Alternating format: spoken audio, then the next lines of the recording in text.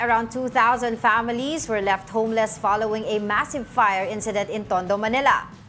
The 6-hour fire destroyed about 1,000 shanties in Isla Puting Bato on Sunday. 66 fire trucks, 4 boats, and 2 helicopters of the Philippine Air Force were deployed to the site. The displaced residents are taking shelter at the Delpan Evacuation Center.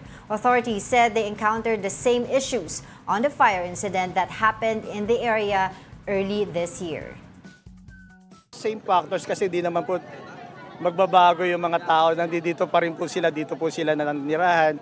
Same hazard because yun pa rin po yung mga bahay nila.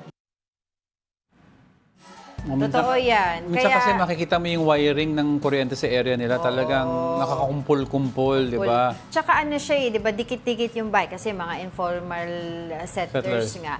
Tapos they live nearby coastal area, coastal community And sila. a lot of them, so yung hangin, it contributed dun sa paglaganap ng apoy at that area. Yes, you were saying? Hindi. At tsaka yung most of them share the same power supply. Tapos some of them, siguro sometimes may one electric meter, 3 or 4 houses, they share that with the same line. Totoo. Mga iba naka-jumper pa, di ba? So talagang fire hazard yung ganyan na bagay. Kaya nga, di ba, yung iba ngayon, most of them are in Delpan Evacuation Center, bibigyan sila ng mga ayuda, etc. Pati daw mga construction materials para makapag-build ulit ng bahay. Pero sana, mas asikasuhin ng local government ng Manila yung relocation solution para sa kanila. Kasi kung ulit-ulit lang to. Ilang beses na yan nangyari.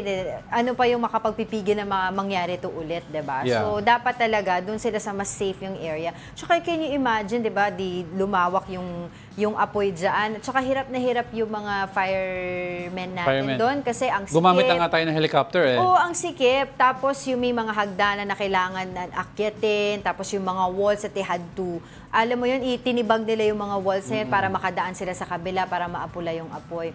To the point na yung fire alarm reached to Charlie. Helicopter sa video. Oo, ibig sabihin lahat ng fire truck, within Metro Manila o entire Metro Manila dapat pumunta dyan para tumulong sa pag-apula. Tsaka kahit lahat ng fire truck nandun, kung yung sunog nga parang dito sa video na sa gitna ng settlement area, kaya nga we deploy the helicopter because hindi maabot ng mga hose o mga firemen ang gitnang area where most of the fire was also. So nag-deploy tayo from the air. Aerial deployment tayo to put out the fire. Yun. Talaga dapat isipin yung relocation program para dito sa mga marami-rami 2,000 families, and to the point na dahil hindi sila maka-exit doon sa area kung saan yung maraming sunog, pumunta sila sa tubig. They made yung mga makeshift na mga bangka para makaalis sila. Can you imagine? Nakikita ko ngayon sa mga reports.